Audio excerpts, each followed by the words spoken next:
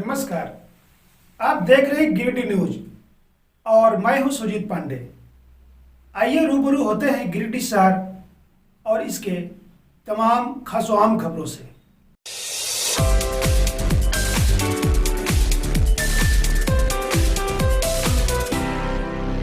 महेश मुंडा गांडे road में दर्दनाक सड़क हादसा, पति पत्नी व बच्चे की मौत।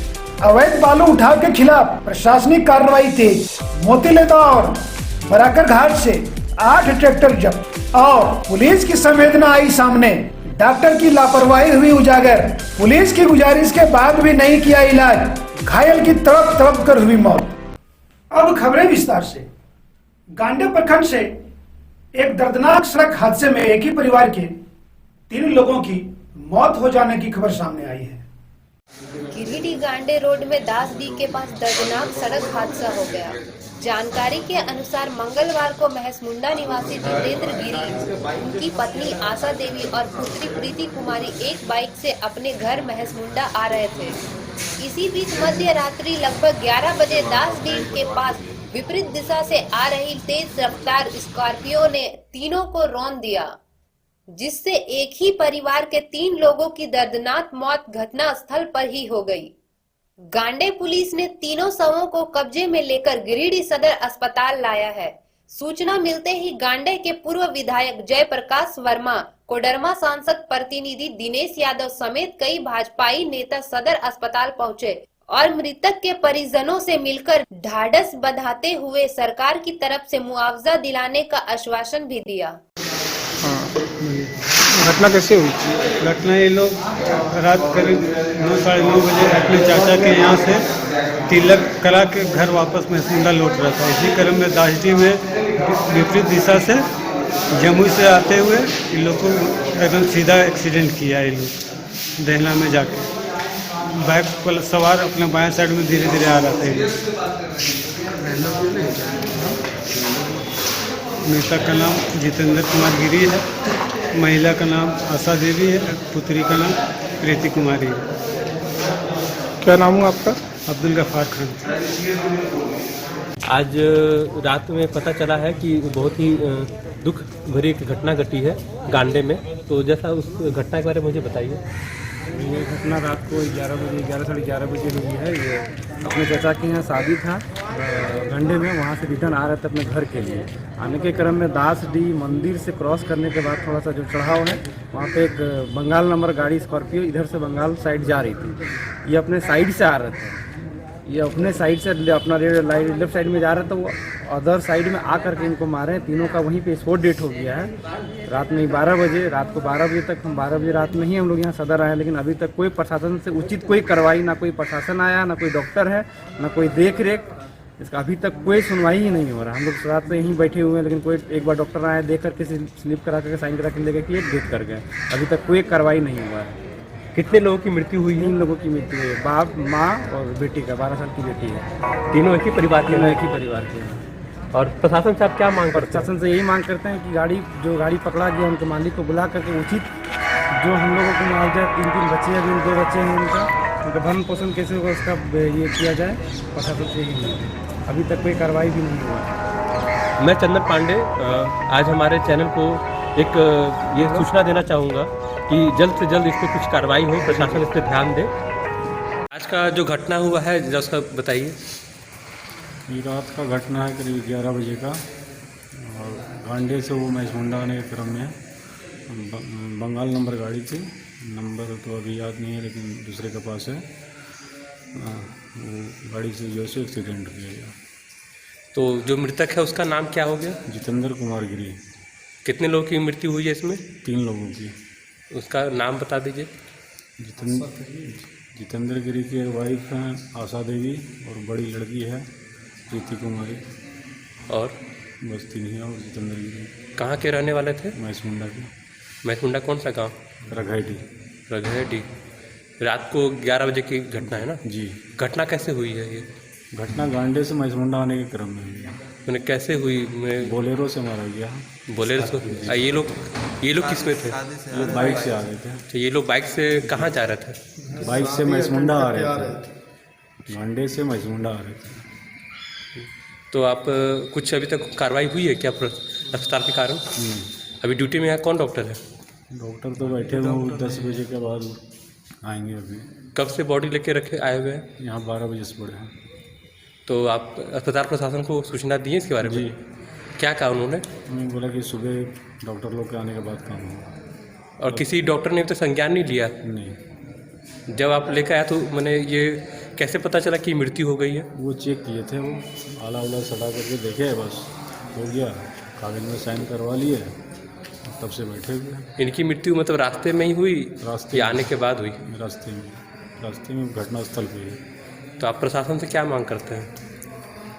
प्रशासन से जो उचित हो सके वो किया जाए, मुआवजा की मांग करते हैं। आपने थाना को इन्फॉर्म किया है क्या? जी, दोनों गाड़ी भी थाना में ही है। कौन सा थाना में है? गांडी थाना में। इसका कौन देख रहे हैं? कौन देख रहे हैं? थाना में कौन आदमी देख रहे हैं? प्रभारी है। यूसुफ मलिक जी आए थे रात में गांडे थाना से? जी। कैसे कैसे हुई इसका जरा से सिलसिलेवार से बताइए। घटना गांडे से मैसमुंडा आने के दरमियान दासडी गांव के पास हुई, और ये बाइक जो है सो अपने बाएं साइड से आ रही थी, और स्कॉर्पियो जी थी वो बिल्कुल बाएं साइड ही घुस करके बाइक को मारा है, जिसके चलते जो है सो मेरे भाई का और भाभी है और भतीजी का जो है सो मौत हुआ है। हाँ, बिल्कुल ड्राइवर की लापरवाही के चलते। इसलिए प्रशासन से मेरा अनुरोध है कि वो हमको मुआवजा दिलवाने का कष्ट करें, और नहीं तो हम बाध्य होकर के जो है सो आंदोलन करने के लिए, उग्र आंदोलन करने के लिए तैयार हैं। तो अभी तक किसी पदाधिकारी ने इसका संज्ञान लिया है क्या इस मामले का? नहीं, यहाँ से उठा करके दासडी से डेड बॉडी को गांडे स्वास्थ्य केंद्र ले जाया गया, और वहाँ ले जाने के बाद तुरंत उसको रेफ़र कर दिया गया गिरिडीह के लिए। गिरिडीह आने के बाद यहाँ डॉक्टर चेक करने के बाद, साइन वगैरह करवाने के बाद टाइम दिए कि 10 बजे तक जो है सो डॉक्टर आएंगे, उसके बाद पोस्टमार्टम किया जाएगा। अभी तक से कोई कार्रवाई नहीं की गई। आप प्रशासन से क्या मांग करते हैं? प्रशासन से हम यही मांग करते हैं कि हमारा जो नुकसान हुआ है, भाई लोग का जान गया है, और दो छोटे छोटे बच्चे भी और इनके हैं, उनके परवरिश के लिए कुछ डिमांड है हमारे, वो डिमांड को पूरा किया जाए। और उस गाड़ी को अभी हम लोग सदर अस्पताल में हैं। यहाँ पर एक बहुत ही दुखद घटना हमारे गांडे के दासडी में घटी है। हम इस बात के बहुत दुख और गहरी संवेदना प्रकट करते हैं जितेंद्र गिरी जी के परिवार के प्रति, क्योंकि इस दुर्घटना में वो अपनी पत्नी और अपनी बेटी के साथ थे। एक तेज़ रफ्तार से लापरवाह पूर्वक ड्राइव कर रहे बोलेरो के चालक ने इन लोगों को बुरी तरह से एक्सीडेंट किया है। इतना जोरदार एक्सीडेंट हुआ कि तीनों का मौत घटना स्थल पर ही हो गया है। हम अभी यहाँ पर सदर अस्पताल में हैं, आधा घंटा ज़्यादा समय हो गया मैं यहाँ आया हुआ हूँ। पहले रात से ही लोग यहाँ बैठे हुए हैं, पर दुर्भाग्य की बात है कि यहाँ पर एक भी डॉक्टर या प्रभारी डॉक्टर या डॉक्टर इंचार्ज या ड्यूटी के डॉक्टर अवेलेबल नहीं हैं, और यहाँ किसी भी प्रकार की कार्रवाई आगे नहीं बढ़ी है। उसके इतर मैंने इनको मुआवजा प्रदान करने के लिए गांडे के बीडीओ हरि ओरांव जी से भी बात किया है। उन्होंने कहा है कि हम लोग जितना जल्द हो सकेगा उन्हें मुआवजा प्रदान करने की दिशा में आगे बढ़ेंगे, और जो सरकार का प्रावधान है उसके तहत उन्हें राहत प्रदान की जाएगी। और हम लोग भी अपने स्तर से जो भी हो सकेगा राहत प्रदान करेंगे, घर भी जाएंगे, गांव भी जाएंगे, और देखते हैं कि हम लोग क्या कर सकते हैं। यह दुर्घटना इतनी भयंकर है कि बहुत मतलब चिंता का विषय है। ऐसा घटना नहीं घटना चाहिए। सदर अस्पताल में हैं। यहाँ पर एक बहुत ही दुखद घटना हमारे गांडे के दासडी में घटी है। हम इस बात के बहुत दुख और गहरी संवेदना प्रकट करते हैं जितेंद्र गिरी जी के परिवार के प्रति, क्योंकि इस दुर्घटना में वो अपनी पत्नी और अपनी बेटी के साथ थे। एक तेज़ रफ्तार से लापरवाह पूर्वक ड्राइव कर रहे बोलेरो के चालक ने इन लोगों को बुरी तरह से एक्सीडेंट किया है। इतना जोरदार एक्सीडेंट हुआ कि तीनों का मौत घटना स्थल पर ही हो गया है। हम अभी यहाँ पर सदर अस्पताल में हैं, आधा घंटा ज़्यादा समय हो गया मैं यहाँ आया हुआ हूँ। पहले रात से ही लोग यहाँ बैठे हुए हैं, पर दुर्भाग्य की बात है कि यहाँ पर एक भी डॉक्टर या प्रभारी डॉक्टर या डॉक्टर इंचार्ज या ड्यूटी के डॉक्टर अवेलेबल नहीं हैं, और यहाँ किसी भी प्रकार की कार्रवाई आगे नहीं बढ़ी है। उसके इतर मैंने इनको मुआवजा प्रदान करने के लिए गांडे के बीडीओ हरि ओरांव जी से भी बात किया है। उन्होंने कहा है कि हम लोग जितना जल्द हो सकेगा उन्हें मुआवजा प्रदान करने की दिशा में आगे बढ़ेंगे और जो सरकार का प्रावधान है उसके तहत उन्हें राहत प्रदान की जाएगी। और हम लोग भी अपने स्तर से जो भी हो सकेगा राहत प्रदान करेंगे, घर भी जाएंगे, गांव भी जाएंगे और देखते हैं कि हम लोग क्या कर सकते हैं। यह दुर्घटना इतनी भयंकर है कि बहुत मतलब चिंता का विषय है। ऐसा घटना नहीं घटना चाहिए। मैं विधायक प्रतिनिधि हूँ। विधायक जी हमको सवेरे जानकारी दिए, ये घटना की जानकारी विधायक जी मिल चुके थे और विधायक जी जो है सो CS DS को SDO साहब को सब सारा जानकारी दे दिए हैं। हमको भेजा गया, हम आ गए हैं, सारा प्रक्रिया शुरू हो गया। बहुत जल्द इनका पोस्टमार्टम करके मामला जहाँ तक कि मुआवजे की बात है विधायक जी स्वयं बात कर रहे हैं। घटना कैसे हुई थी? घटना ये लोग शादी में गांडे गए हुआ था, वापस मासमुंडा आने के क्रम में दासडी में हुआ है कल 10 बजे रात में। कौन गाड़ी मारा था? स्कॉर्पियो है, बंगाल नंबर WB 40। इस घटना पर कुछ प्रकाश डालिए।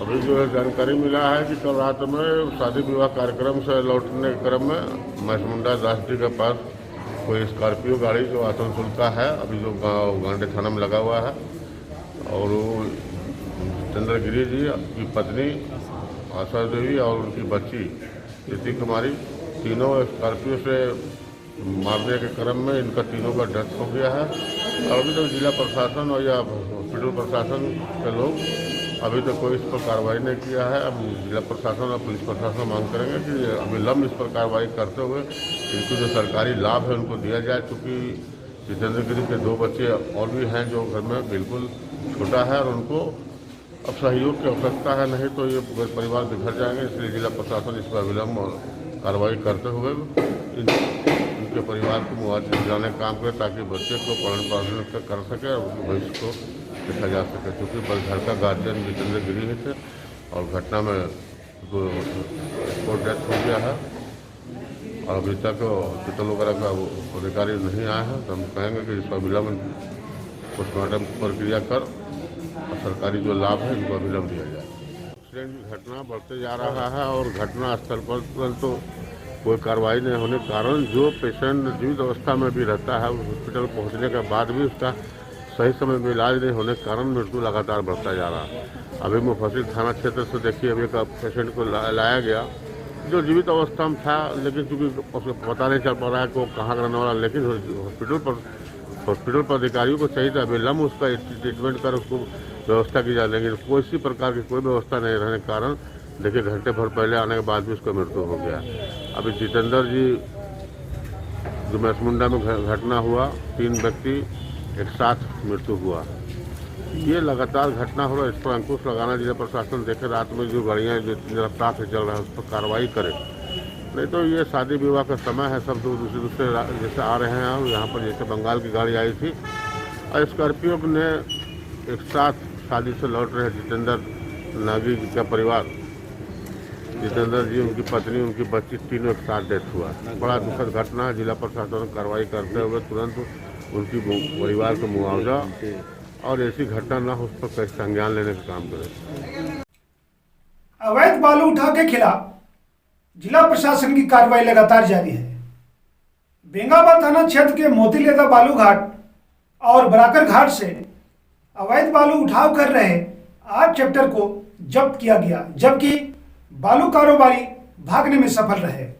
गिरिडीह उपायुक्त राहुल कुमार सिन्हा द्वारा गठित छापेमारी टीम बालू तस्करों के खिलाफ लगातार अभियान चलाकर कार्रवाई कर रही है। इसी कड़ी में अनुमंडल पदाधिकारी प्रेरणा दीक्षित के नेतृत्व में अनुमंडल स्तरीय खनन टास्क फोर्स ने बेंगाबाद प्रखंड के मोतीलेदा में उसरी नदी घाट और मुफस्सिल थाना क्षेत्र के बराकर नदी के किनारे पहुंचकर बालू माफियाओं के खिलाफ सुबह छापेमारी की। छापेमारी के दौरान मोतीलेदा से 6 और बराकर नदी के 2 ट्रैक्टर को जब्त कर लिया है। कहा जाता है कि पुलिस न केवल ड्यूटी निभाती है बल्कि सामाजिक दायित्व का भी निर्वहन करती है। ऐसा ही एक मामला प्रकाश में आया है।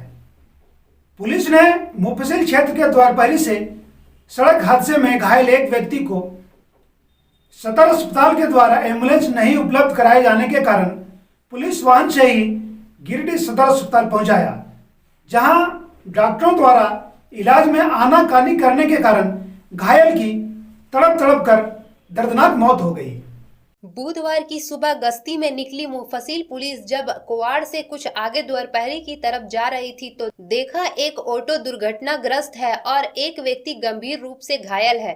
मुफस्सिल पुलिस के जवानों ने सदर अस्पताल फोन कर एम्बुलेंस मुहैया करने की बात की, लेकिन ड्यूटी पर तैनात कर्मचारियों ने बताया एम्बुलेंस उपलब्ध नहीं हो सकेगा। तब पुलिस के जवानों ने अपने ही वाहन में घायल को उठाया और सदर अस्पताल लेकर पहुंच गए।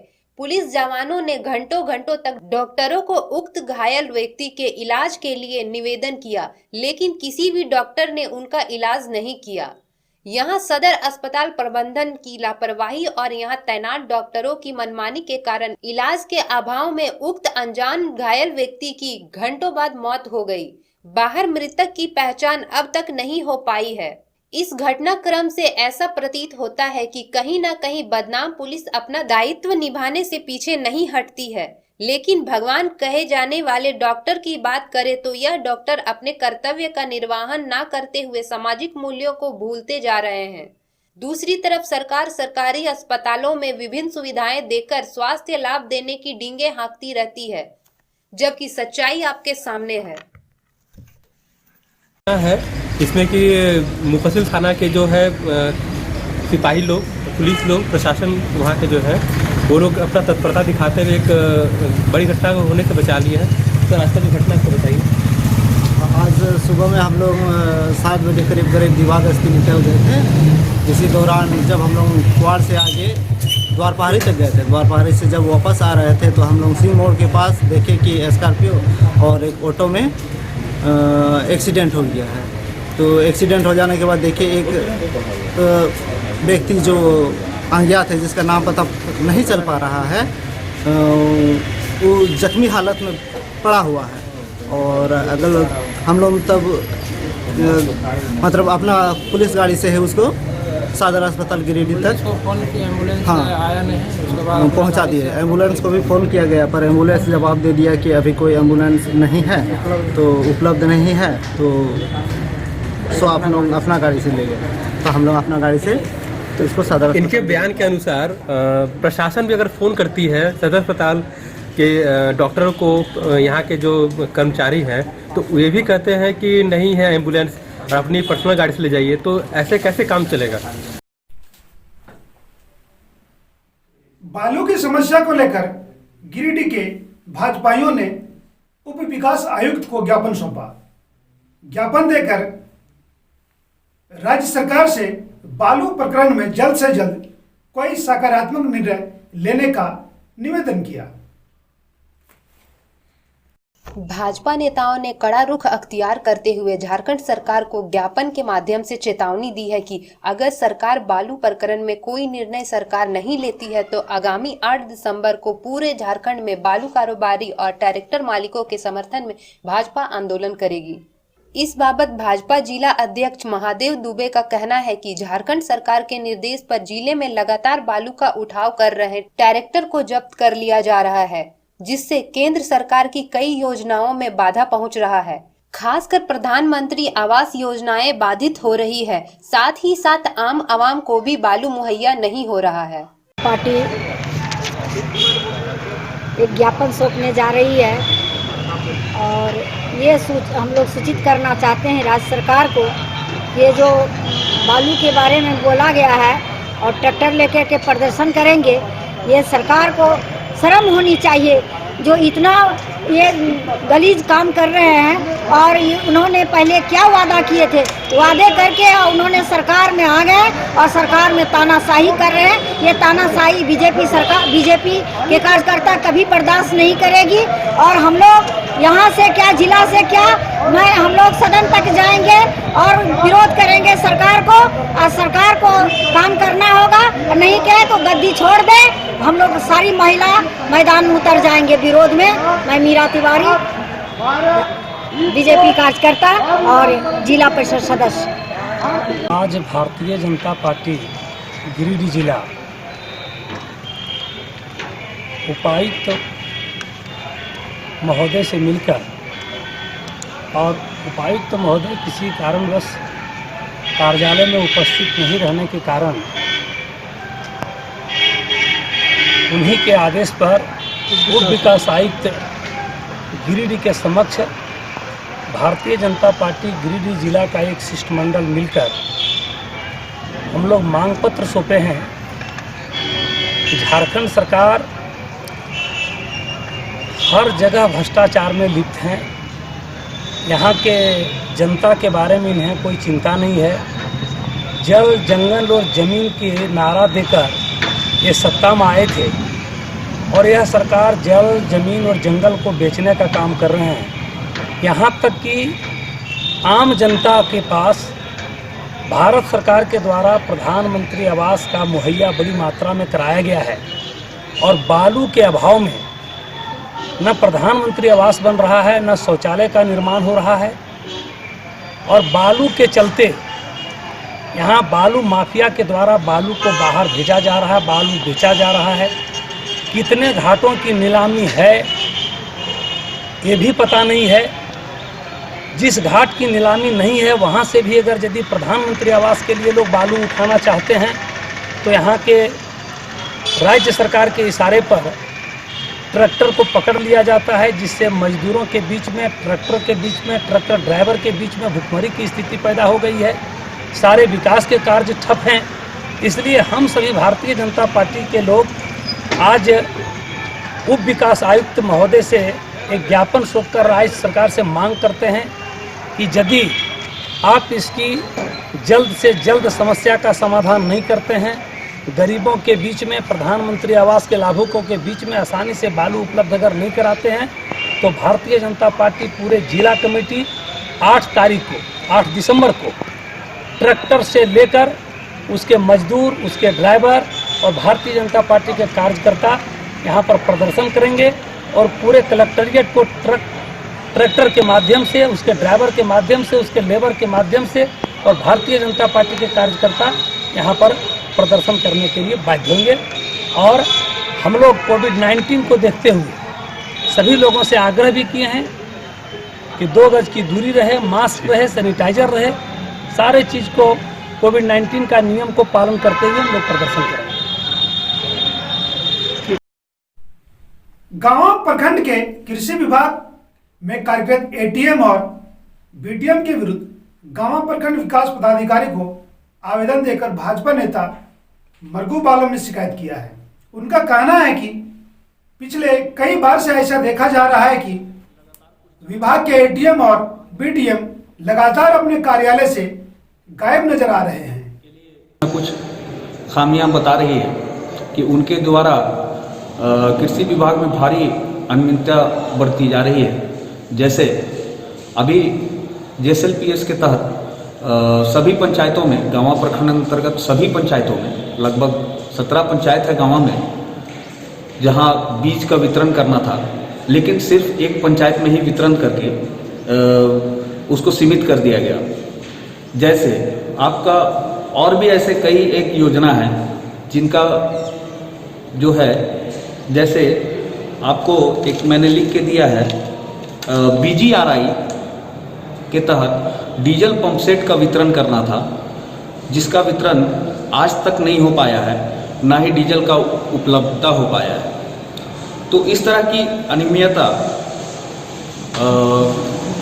इनके द्वारा, बीटीएम और एटीएम के द्वारा लगातार बढ़ती जा रही है, जिससे क्षेत्र के किसान काफ़ी परेशान हैं।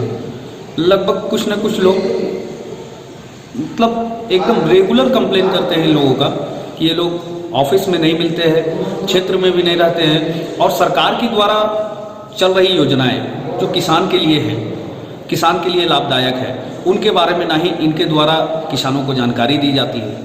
तो मैंने आज प्रखंड विकास पदाधिकारी से लिखित रूप से इन मामलों में लिखित रूप से शिकायत किया और मैंने कहा कि आप उचित कार्रवाई करें इन पर, ताकि समय रहते किसानों को या यहाँ के गाँव प्रखंड अंतर्गत सभी जनता को उचित लाभ प्राप्त हो सके। एटीएम और बीटीएम का क्या नाम है? एटीएम का नाम कोई जनसेवक हैं, मुझे तो मैंने अभी 2 बार उनसे बात की थी, तो उनका नाम आपको पता नहीं है ना? नहीं, नाम हम चलिए ठीक। पराक्रम युवा संसद में गिरिडीह सहित झारखंड राज्य से 8 युवाओं का चयन हुआ है। सभी युवाओं का चयन अंतर्राष्ट्रीय युवा सम्मान से सम्मानित बगोदर प्रखंड के विनय कुमार भी हैं। विनय कुमार ने बताया कि कई युवाओं का पंजीकरण कराया गया था, जिसमें 8 युवाओं का पंजीकरण सफलतापूर्वक हो सका। ये युवा गिरिडीह, धनबाद, हजारीबाग व रांची से क्रमशः विनय कुमार, राकेश कुमार, सुरेश कुमार, संतोष कुमार, अजय कुमार, अंशु कुमार, राहुल कुमार व सुमन कुमार इत्यादि शामिल हैं। कार्यक्रम 1 दिसंबर से 7 दिसंबर तक ऑनलाइन माइक्रोसॉफ्ट टीम के साथ 7 दिनों तक चलेगी। जिले सहित प्रदेश भर के युवाओं में लोकतंत्र की बुनियाद को विकसित करने के लिए पराक्रम टीम की ओर से पराक्रम यूथ संसद का आयोजन किया गया है। पराक्रम युवा संसद द्वारा युवा संसद का कार्यक्रम 1 दिसंबर से लेकर 7 दिसंबर तक चलाई जा रही है, जिसमें पूरे भारत देश से 3000 युवाओं को आमंत्रित किया गया है और हमारे झारखंड राज्य से 8 युवाओं का चयन मेरे द्वारा हुआ है। इस कार्यक्रम में हम संसद से संबंधित जानकारी को विस्तारित रूप से जान सकेंगे। साथ ही इसमें मुख्य अतिथि के रूप में मनमोहन सिंह के पौत्र रणदीप सिंह कोहली एवं कई अन्य दिग्गज नेता भी शामिल रहेंगे। यह कार्यक्रम ऑनलाइन माइक्रोसॉफ्ट ऐप्स के द्वारा हो रही है और यह 7 दिनों तक चलेगी। इसमें विभिन्न विषयों पर युवाओं को कार्य दी जाएगी और उससे संबंधित जानकारी ली जाएगी। जिन युवाओं का पहल अच्छा देखा जाएगा उसे जिला व राष्ट्रीय लेवल पर कार्यभार संभालने का अवसर मिलेगा। यदि आपके पास भी कोई खबर या सूचना है तो आप हमें दे सकते हैं। हमारा व्हाट्सएप नंबर है 9128912286। आज के खबर में बस इतना ही। अब हमें और हमारी टीम को दीजिए इजाजत। नमस्कार।